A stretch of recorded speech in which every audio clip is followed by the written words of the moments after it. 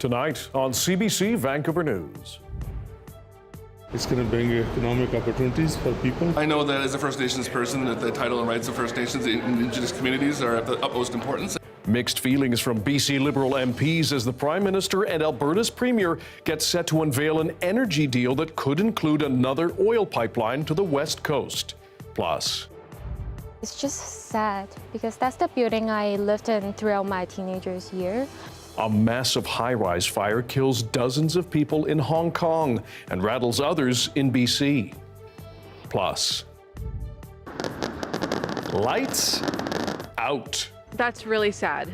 Vancouver's summer fireworks have been cancelled. Organizers blame a lack of corporate and government dollars. I think we could find another way to entertain ourselves. This is CBC Vancouver News.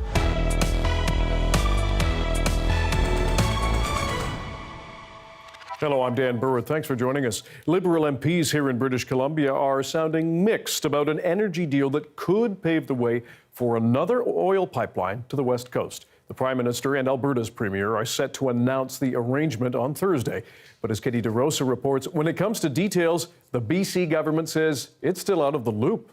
David Eby wasn't the only BC politician kept in the dark about the deal between Ottawa and Alberta, which includes political support for another pipeline to the West Coast. Sources tell CBC News Liberal MPs from BC were upset that they learned about key details of the MOU through the media. Federal Energy Minister Tim Hodgson briefed those MPs on Wednesday, the day before Mark Carney and Danielle Smith are set to announce the Energy Accord in Calgary. So what do those MPs think? I support that. It's going to bring economic opportunities for people. I know that as a First Nations person that the title and rights of First Nations and Indigenous communities are of the utmost importance, and to ensure that as much consultation and agreement with First Nations is the most important for anything to go forward. If British Columbia and Alberta are going to work on a deal together, of course it's important for British Columbians to be involved in the process. Well, it doesn't sound like they have been. They have been. But BC's Energy Minister says no one has spoken to him or the Premier. They didn't talk to us about it. Eby says the Prime Minister told him Monday morning that a deal had not been finalized, but it was just a few hours later that he learned Carney and Smith had agreed to the broad strokes. I think it would be seen as unusual in Edmonton if Premier Eby and Wab Kinew and Doug Ford got together to talk about the future of Alberta without talking to Alberta. But in question period, a hint from Carney that BC does get a say on another pipeline. We believe the government of British Columbia has to agree. We believe that First Nations right holders in this country have to agree. But it sounds like our Prime Minister has already said yesterday in the House that yes, to a certain extent, BC will get a veto. President of the Coastal First Nations says they will use every tool they have to uphold the ban on oil tankers off BC's north coast. We cannot protect, our coast if, these projects are going to go through. Even as Carney and Smith prepare to sign a so-called grand bargain, there are still major hurdles to getting more Alberta bitumen from the oil sands to BC's north coast. Katie DeRosa, CBC News, Victoria. BC's Forest Minister is sounding hopeful after Ottawa announced $500 million in loan guarantees for the softwood lumber industry smacked by U.S. tariffs. Really pleased to see the federal government has listened to British Columbia, in particular on key proposals that we put forward. They are making the necessary changes. Provincial data shows BC's forest sector generated more than 55,000 jobs in 2021 and generated almost $1.9 billion in government revenues. Well, Vancouver's celebration of light fireworks has drawn millions of people to English Bay for more than 3 decades now. But the annual Sky Show has been snuffed out for next year. As Amelia John explains, organizers blame a lack of corporate and government dollars. The celebration of light has been sparking wonder at Vancouver's English Bay for over 30 years. The fireworks competition is one of the city's largest festivals, with more than 1 million visitors each summer. But now, a shock announcement. The event is being canceled. Rising production costs, the loss of federal funding, reduced provincial support, and insufficient private sector investment have created a funding gap we could not bridge. Organizers peg the amount of putting on the 3-night show at about $3 million, with government funding a major pillar. The combined loss of government revenue over the last 2 years is almost $700,000. Business groups are calling the cancellation a major loss, as the Celebration of Light is estimated to generate more than $200 million for the region. I think the provincial government and the federal government need to reevaluate their position on funding for arts and culture and come to the table to support corporate sponsorship. The businesses cannot do this on their own. While some locals have complained about crowded and closed streets, many are mourning the announcement. That's really sad. That breaks my heart because it's one of the things that I love participating in every year. It shouldn't be canceled, really, because I really love it. In principle, I think we could find another way to entertain ourselves. CBC News reached out to Pacific Economic Development Canada for comment, but didn't receive a response by deadline. BC's Ministry of Tourism, Arts, Culture and Sport says it's continuing to work with organizers and other funding partners to try to find solutions. As for the future, the ball is in the federal and provincial government's court. Organizers say it's too late to plan for 2026, even if more funding did come through. The Festival Society will be meeting in the next few weeks to discuss what will happen to the nonprofit organization. Amelia John, CBC News, Vancouver. The City of Vancouver is moving ahead, though, with a temporary bylaw for the FIFA Men's World Cup next summer. Those changes will be in place from mid-May to late July. As Mira Baines explains, they could include extending noise allowances, restrictions on street vending, and new rules about signage. As Vancouver gears up for the upcoming World Cup, it's pondering some new rules for the event that's expected to draw tens of thousands of people to the city. We did this back in 2010, so this isn't new. What we have to do is make sure that during the event we can pull it off in a safe manner and meet the requirements that are sort of brought on through hosting FIFA World Cup. Sim points out the city has obligations to FIFA to meet safety, operations, and branding commitments. The list of potential temporary bylaw changes for FIFA include allowing for temporary structures in fan zones, expediting the process to remove graffiti on private property, allowing for higher noise levels for events and international broadcasting, portable toilets at venues, and the city will be given authority to order property owners to remove unauthorized signs. There are lingering questions over the treatment of vulnerable groups during the Winter Games and now with FIFA. A lot of concerns, from stakeholders in the downtown east side in terms of, at risk of displacement and possible street sweeps. The city did say they aren't planning on doing that and haven't in the past. Still, there are concerns over how vulnerable people will be affected by the city's preparations. Amanda Burrows with First United says there is anxiety over fears of displacement and says more can be done. Could we be building more modular housing to get prepared for this event in the summer? Could we be building more public washrooms, not just porta potties, but public washrooms, legacy infrastructure that can last beyond these games? The city is expected to bring forward detailed bylaws, and early next year, the city will release its human rights plan to address potential impacts of hosting FIFA matches. Mira Baines, CBC News, Vancouver.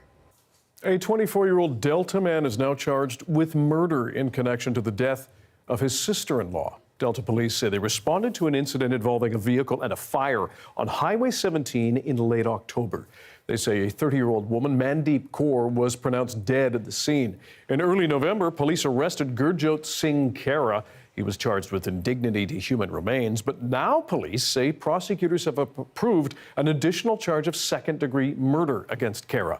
His next court date is set for December 11th. A massive fire has torn through an 8-tower apartment complex in Hong Kong. Local officials say at least 4 dozen people have been killed and hundreds are still missing. Lisa Shing now on the deadliest fire Hong Kong has seen in decades. As flames shot up in the sky, onlookers and residents of the Wong Fuk housing complex in disbelief. I don't even know how I feel right now, says Harry Chung. I don't know where I'm going to sleep. The deadly inferno broke out mid-afternoon, burning through the night at the densely populated housing estate in Hong Kong's Tai Po district.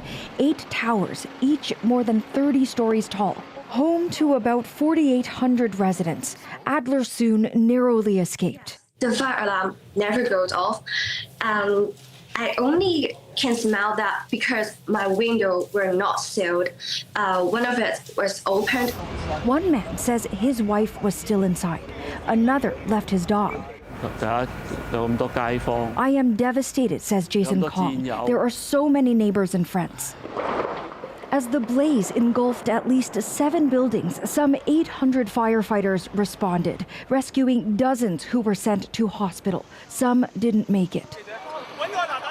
Rescue efforts continued through the night, fire crews saving a baby and a senior. Still, as of Thursday morning, more than 200 remain unaccounted for. The search a challenge. The temperature inside the buildings concerned are very high, so it's quite difficult for us to enter the building.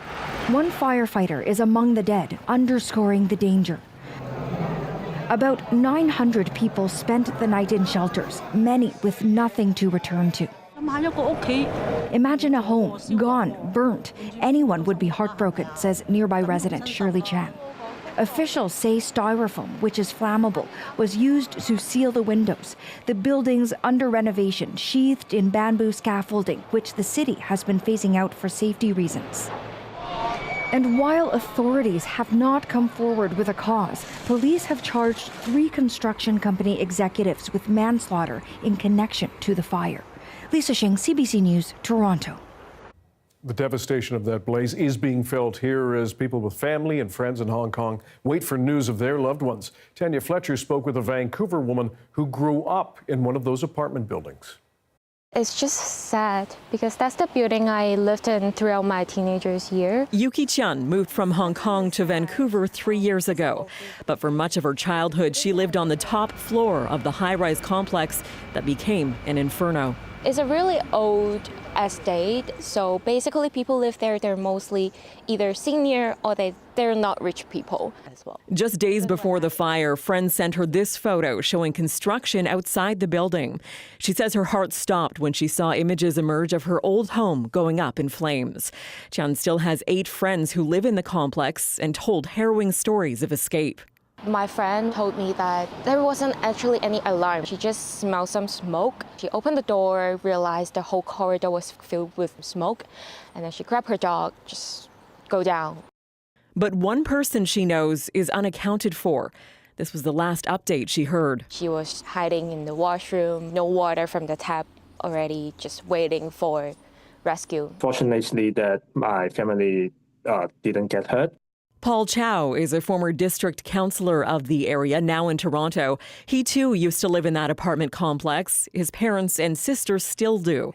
He says the weather could very well have played a role. Now in Hong Kong it's winter and the wind is very strong, so it will bring the fire to everywhere. A number of challenges, especially for fighting a high-rise fire. Canadian firefighters say building codes here, which can include things like sprinklers, multiple exits, and smoke control measures, are meant to stop a fire in its tracks. We do have robust systems in place to limit the fire development, the exposure, and the growth with all of those. As questions of why and how are investigated, those here in Canada with personal connections sit and worry, watch and wait for any updates. Tanya Fletcher, CBC News, Vancouver.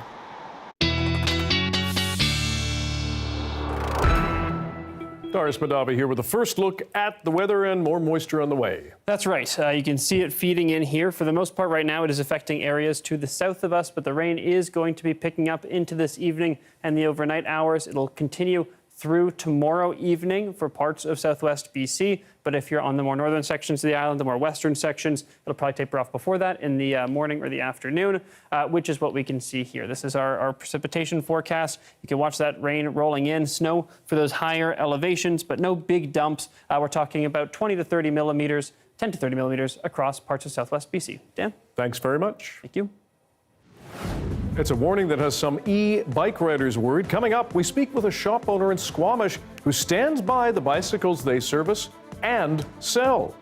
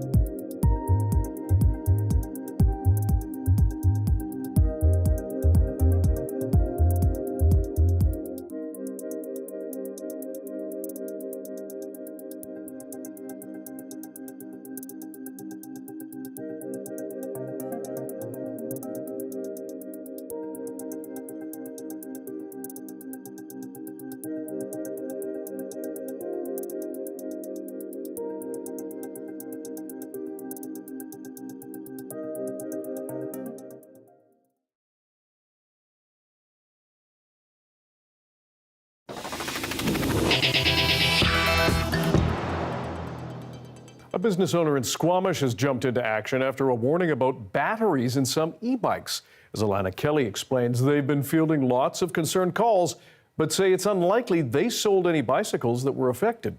E-bikes are everywhere in Squamish. People use them to commute to school, work, or get around town. We're definitely at the brink of a new way of transportation, and I think it's good for people. In the past 2 years, this Squamish bike shop has sold more than 700 Rad Power e-bikes. And we have seen no issues with the batteries, no fires. The U.S. Consumer Product Safety Commission is warning people to immediately stop using 2 e-bike batteries in the Rad Power bikes. The agency says some of the batteries could ignite or explode unexpectedly, and that they pose a risk of serious injury or even death. No Canadian warnings have been issued or are in place. Yes, we're fielding a lot of questions and definitely see the need for concern, but with such a small percentage of batteries that have had any incident, 31 units of 120,000 units in question from a certain batch from China, I don't think there's any need for alarm at this time. Rad Power Bikes responded to the warning saying it firmly stands behind its batteries and strongly disagrees with the characterization of certain Rad batteries as defective or unsafe. The agency is aware of 31 reports of fires linked to the batteries in the United States. The 2 battery models are in the older versions of the bike. The bike sold at Bluebird after April all include the new Safe Shield batteries, which are not part of the warning. Their bikes are, again, built to a certain standard that is higher than most. In October of last year, a Whistler woman's Rad e-bike burst into flames. She told CBC News she was not injured, but hoped her incident would serve as a cautionary tale for other riders. Within seconds that it started catching fire, pieces started flying off it. So it all happened so quickly. The batteries cost $500 to $700. If you have concerns about your bike being affected, please reach out to us or reach out to RAD. Rad Power Bikes has not agreed to a recall, saying that the significant cost would force them to shut down their doors. Alana Kelly, CBC News, Squamish. Some hunters in the Okanagan are worried after a possible case of chronic wasting disease was found in a white-tailed deer. Jacqueline Gelano has more. We're sort of left in the dark, like, is the animal a good animal to shoot, or is it not? The president of the Enderby and District Game Club, David West, regularly meets with other hunters and says there's concern over the situation. If confirmed, it will be the province's first case of chronic wasting disease outside of the Kootenays. It's a prion disease that damages proteins in the brain of cervids like elk, deer, caribou, and moose. David Rollage with the Alliance for Public Wildlife says this could have long-term impacts. This is profoundly serious, and it's way bigger and more serious than people think. It spreads between animals through bodily fluids or when the malformed proteins are left on vegetation and soil. Prions can survive extreme conditions, able to infect new animals, sometimes years later. The fatal disease is similar to mad cow disease in cattle and Creutzfeldt-Jakob's disease in humans. It basically means enormous population declines for deer, for elk, for caribou, potentially for moose, all the way into extinction models. That's what the science says. Jennifer Provencher with Environment and Climate Change Canada says the possible case means testing is working. It's scary when you get detections, but from a science side, I would say it would be scarier if you weren't getting any detections. The BC government suggests people not eat potentially infected meat because there's a real risk of the fatal disease spreading to humans. Now, hunters in BC's southern interior want more clarity on what comes next. I would like to see them say where they're going to have mandatory testing on these animals. The province is now strongly encouraging hunters to submit samples from deer, elk, and moose to track the disease's spread. But testing in BC is not mandatory outside of the Kootenays. There are currently no testing drop-off sites in Enderby. Jacqueline Gelano, CBC News, Enderby. Here's a look at where the Crow's Nest Highway meets Highway 97 into Soyuz. A gloomy day in the Okanagan with snow dusting the hilltops. Darius has your BC wet weather forecast coming up.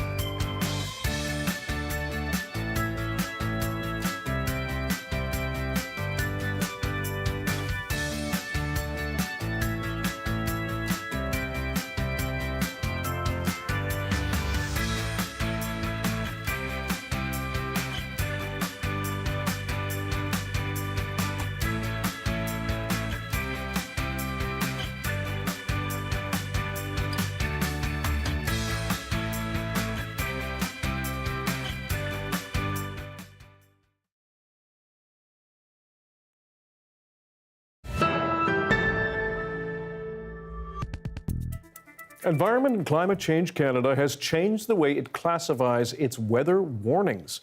CBC meteorologist Ryan Snodden explains that it's all about risk and impact. Environment and Climate Change Canada has changed its warning system across the country. General watches and warnings are being replaced with a color-coded risk-tiered system, so you'll have a better idea on how the weather will impact you and how you should prepare.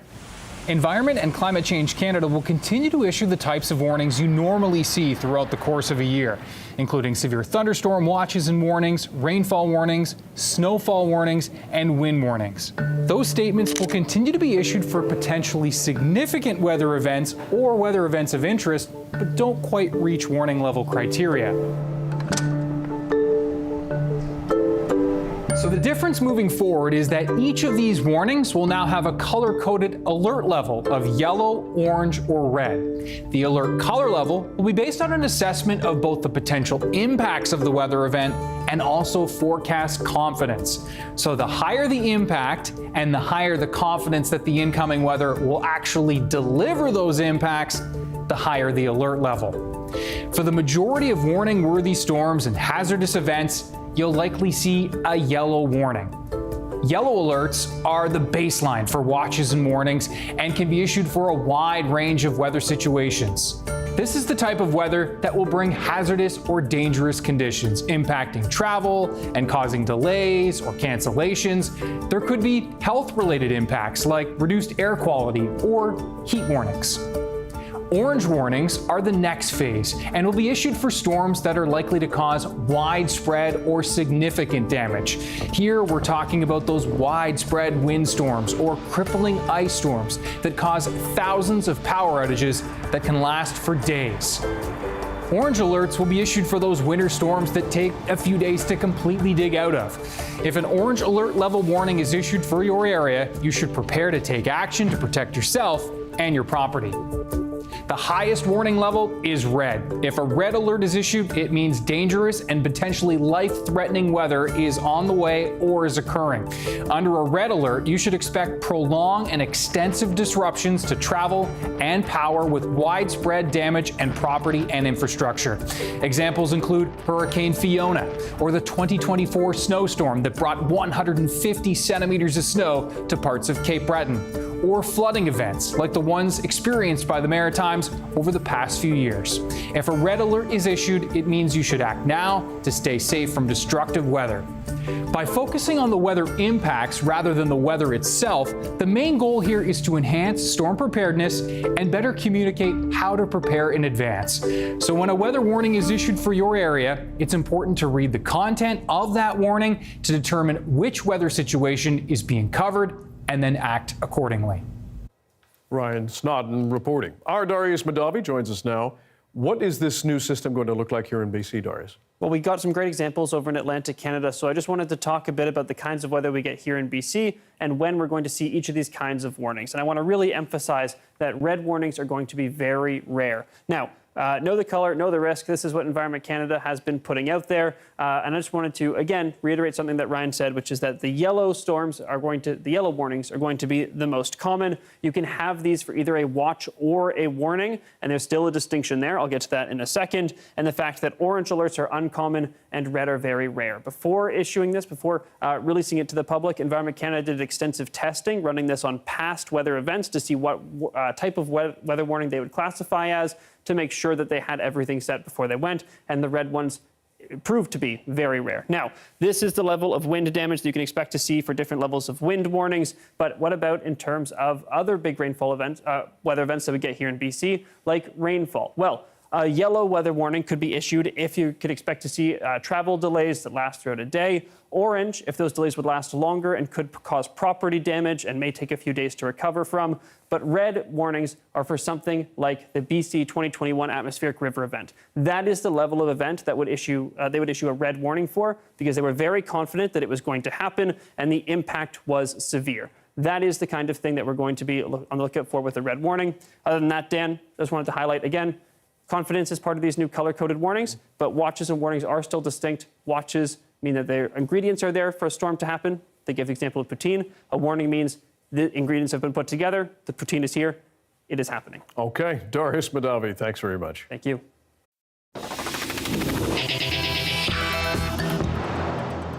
Prime Minister Mark Carney has announced new measures to help two sectors of the economy hit hard by Donald Trump's tariffs. The steel and lumber industries have been pummeled by the U.S. levies. The announcement comes after Carney said he made a mistake when he dismissed a question about stalled trade talks with the president and his team. Ashley Burke has more from Ottawa. A day after conceding he used a poor choice of words while dismissing questions about Donald Trump, the Prime Minister announced aid for some of the industries he offended. We must protect our workers and our industries who are most exposed to U.S. tariffs. Mark Carney further limiting the amount of foreign steel that can come into Canada at lower tariff rates, to ensure that our steel producers have a bigger share of our market. He's also pledging another $1 billion in loans and support for the lumber sector, vowing to prioritize housing projects with Canadian wood and bring down shipping costs. We will make it more affordable to transport Canadian steel and lumber across this country by cutting freight rates for transporting steel and lumber interprovincially by 50%. The announcement comes after days of controversy after he dismissed a question by CBC News. Last time you spoke to Trump, sorry? Who cares? I mean, it's a detail. It's a detail. I don't have a burning issue to speak with the president about right now. That comment didn't sit well with Robert Mandel, whose companies had to lay off more than 100 workers because of Trump's tariffs. It struck me as being very tone deaf, being insensitive to the plight that not just the industry, but the employees in the industry. His company manufactures welded steel tubing, including in the retractable roof at the Rogers Centre. Since the summer, he's been pushing for help for the steel sector and questions if Carney's announcement is repair work for a sector he upset. It's an improvement, without question, over what they had initially agreed to do. We would still say we need more relief, especially from the free trade agreement countries. At the announcement, questions didn't let up about when Carney last spoke to Trump. My exchange with the president yesterday was not newsworthy. So it wasn't about... I just responded to a question, wasn't newsworthy. Carney says he's going to Washington next week for the FIFA World Cup and will see Trump there, but right now is focused on announcements like this one. Ashley Burke, CBC News, Ottawa. Back to our top story now. As we told you, Mark Carney expected to announce a new agreement with Alberta that includes a framework for another pipeline to the BC coast. That's set for tomorrow. But the plan has put the Liberal caucus at odds. Kate McKenna shows us the work to get everyone on board.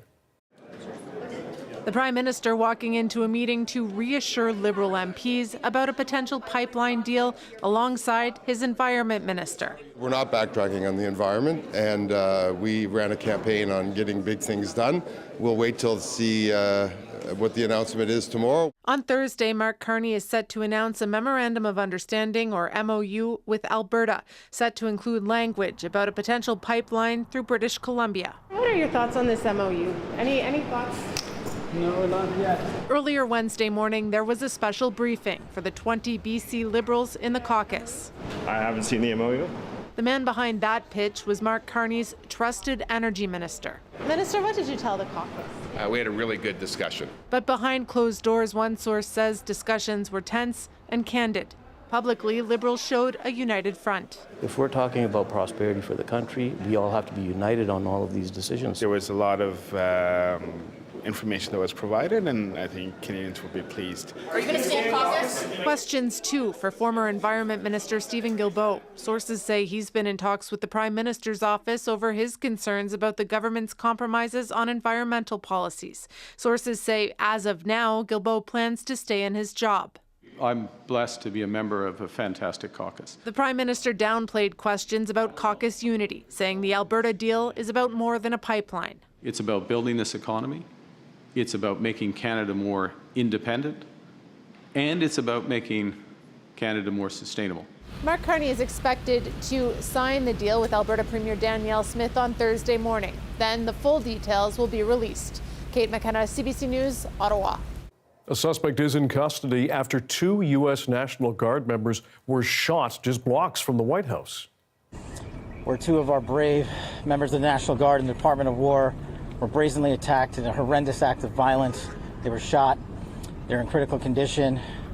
The suspect was also shot. Those wounds do not appear to be life-threatening. Investigators are reviewing surveillance video to figure out what happened. The presence of the National Guard on Washington streets has fueled tensions for months. It's part of the president's anti-crime crackdown. Last week, a federal judge ordered an end to the deployment, but put that order on hold to give the administration time to appeal or remove the troops. Bears are increasingly being killed by railways in BC. The efforts to protect them coming up next.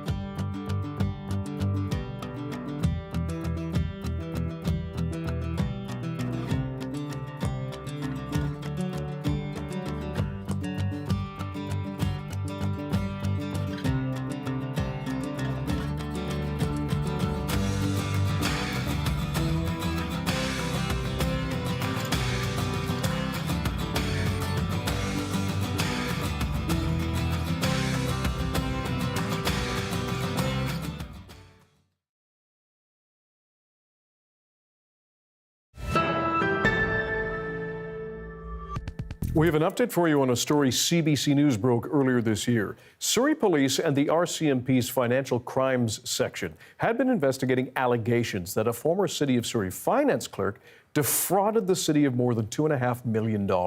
Now, she's been charged with criminal counts. Jason Proctor has more.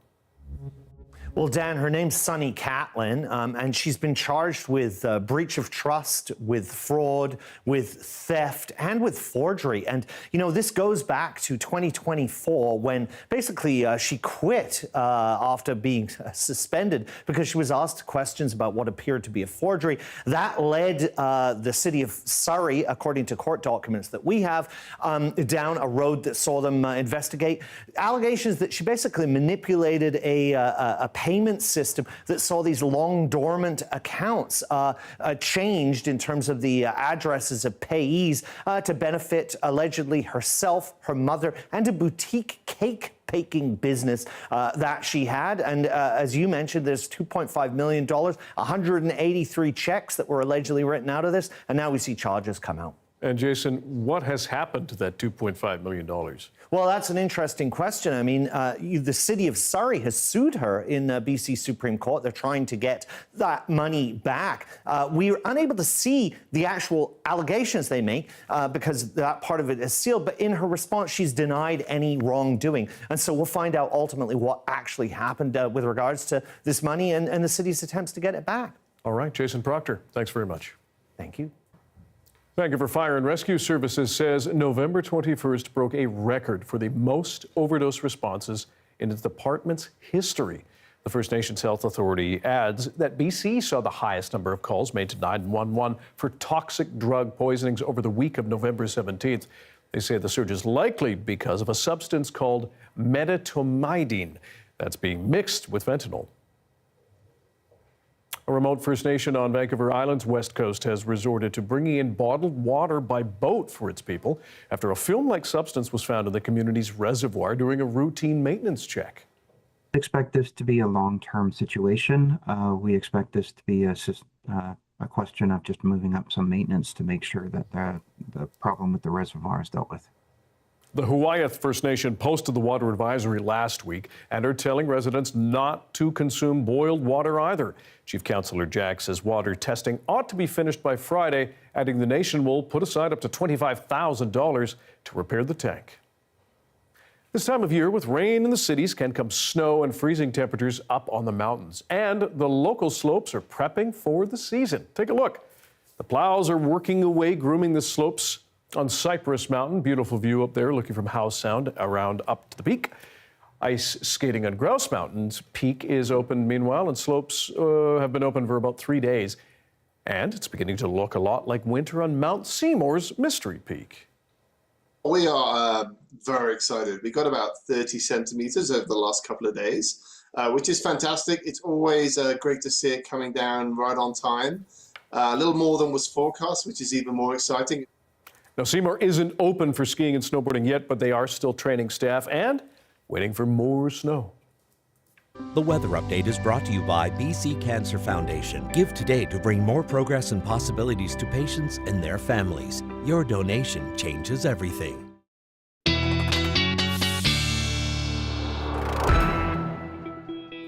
Arias Madavi, our science and climate specialist, back with the BC-wide weather forecast, but we're going to jump a bit east to Ontario. What's going on there? That's right. I do want to talk about the ski hills, but we have to talk about this first because this is a major weather story happening over in eastern Canada.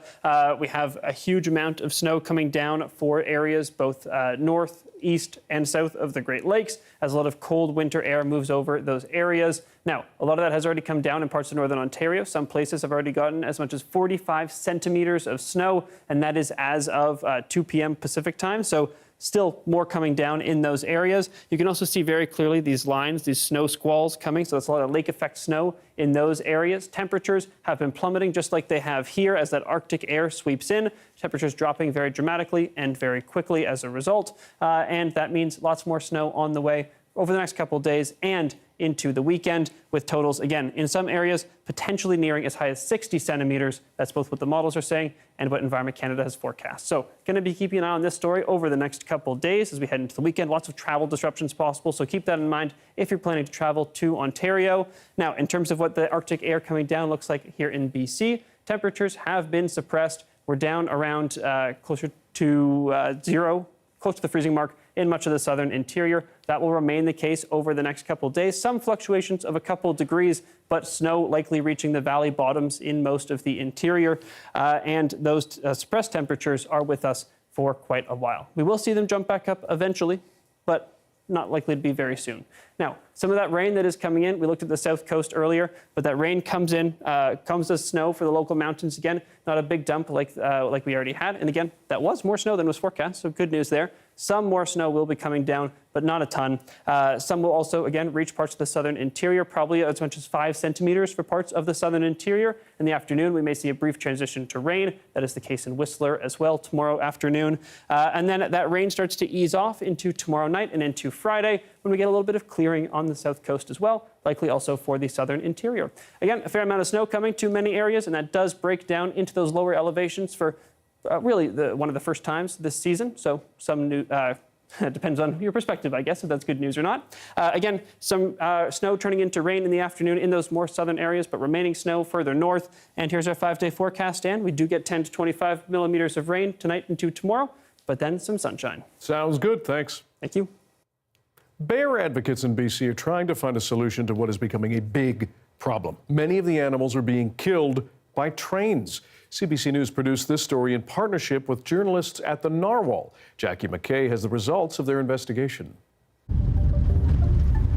We're following Clayton to get to a spot where the bear has died. Most people never see it. Wildlife regularly hit by trains on BC tracks. Finding out the exact number of collisions is no easy task. I think the bear was on one end of the bridge and then probably got pushed onto the bridge and then sort of panicked with her cubs and then got struck right on the bridge.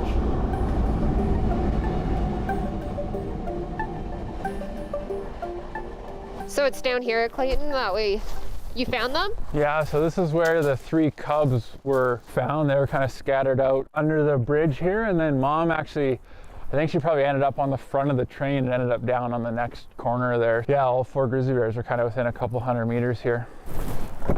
Wildlife scientist Clayton Lamb has collared over 100 grizzly bears here in the Elk Valley in southeastern BC. Yeah, so both of these collars were actually on grizzly bears that were killed on the railway. You know, pretty severe collisions that happened with these grizzly bears in the train.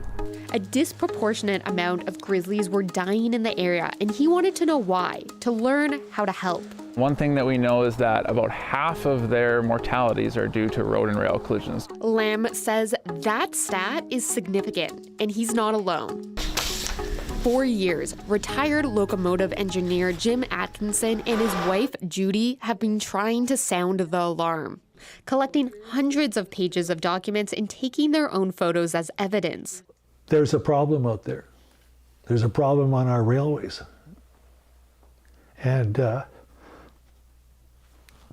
people have to know that this is happening. Journalists at the Narwhal filed Freedom of Information requests to the BC government and shared the responses with CBC News. Data shows that CN reported at least 340 wildlife collision incidents between 2020 and 2023. CPKC's data is less detailed. It shows at least 182 animals were hit on the company's tracks in the Kootenays between 2022 and 2023. It just feels like an unacceptable number. Lamb says often animals are on the tracks because they are the easiest path to use through thick bush, or they come to eat the grain that is leaked from passing rail cars. There's kind of this unfortunate cycle where something like an elk or a deer will get hit, and then a predator will come and predate on that kill, and then the predator will get a hit. Lamb says animals most often bolt straight down the tracks to escape a train, thinking they can outrun it. The number one contributor to mortality for wildlife on the rail is train speed. Colleen St. Clair says trains could slow down through areas where animals are hit the most. That would be a manageable expense relative to, say, erecting fencing and crossing structures. St. Clair also worked on a pilot project in Banff with this warning device. It found that large animals left the tracks 6 seconds earlier. That 6 seconds could easily make the difference between being struck by a train or not. After the pilot project, the device stopped being used. Neither CN nor CPKC explained why. St. Clair believes it doesn't work with the company's bottom lines. The railway companies did not answer a number of CBC News' questions. In a statement, CPKC told CBC it prioritizes practical mitigation strategies. CN told CBC in a statement that the company is actively evaluating a range of detection, monitoring, and mitigation technologies. Yeah, these are all grizzly bears. At the foot of the mountains, Lamb keeps an eye on his bears. It's not about trying to end railways or, get rid of trains. It's about how do we live sort of in harmony with this place where we can still transport goods and not run over animals in these pretty iconic biodiverse places. He keeps researching with the hope that his work will make people in power pay attention and get the problem on track. Out in provincial parks, Cub Scouts learn all sorts of camping and survival skills. And one group recently put those to use, the Scouts and the Stranded Hikers. You'll want to see this.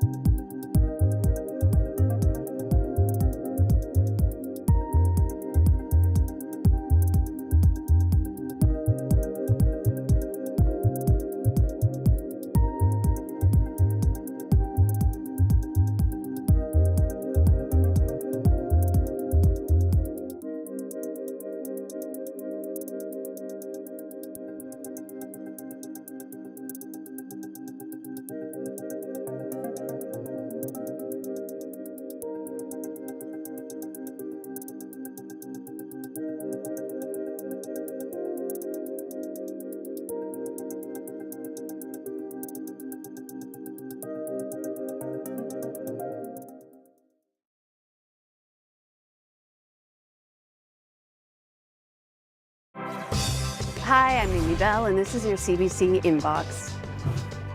On Friday, December 5th, start a new holiday tradition at CBC's Make the Season Kind in support of local food banks across BC.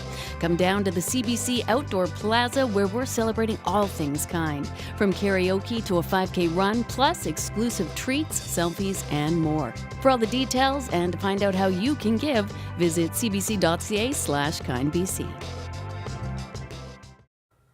A camping weekend turned out to be something much bigger for a group of Cub Scouts in Golden Ears Park. As Jonna Bailon shows us, the kids were out on a hike on Saturday afternoon when they ran into some stranded hikers. Kayla will do our best. It was a memorable weekend for this group of Cub Scouts who went on a 2-night camping trip in Golden Ears Park. When we came back, we were all drenched. We were soaked. But it wasn't just because of the rain. Like, I heard them, like, waving their arms, saying, like, don't cross, don't cross. Hiking on Saturday afternoon, some of the kids with the first Pitt Meadows Cub Scouts spotted 3 people stranded on the other side of a gushing river. They were only wearing street clothes, casual shoes, no protection from the rain, no extra food. Kyle Lee was hiking with his friends that morning when they crossed a creek. But on their way back, the waters had gone up, and they found themselves stuck. We're just more regretful that we didn't prepare, and we decided to cross the river even. That's what we're most regretful of, and making that not very smart decision. Lee and his friends were able to call for help. They were waiting for rescue when the Cub Scouts arrived. Using rope and rocks, they tossed over some trail mix, water bottles, and emergency blankets. We're just really grateful that they were there.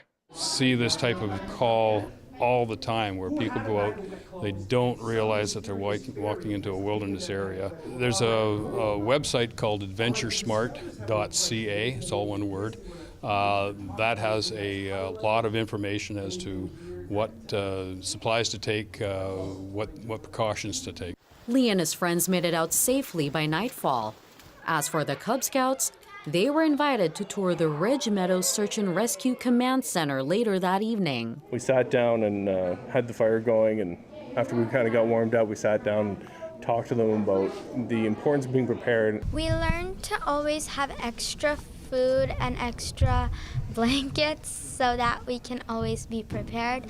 And if there's any other people in need like the ones we encountered, we can always help other people. Lessons from a rainy weekend they'll remember for life. Jonna Bailon, CBC News, Vancouver. That is the most Cub Scouts thing I've ever heard. Oh, unbelievable. Always have extra trail mix in case you get snacky. Even if you're not on a hike. Thanks for being with us tonight on CBC Vancouver News at 6. You can watch this newscast on CBC Gem, YouTube, and our website, cbc.ca/BC. We will have your next local news at 11 o'clock right after the National, and Leanne Young will be your host here tomorrow night. Good night.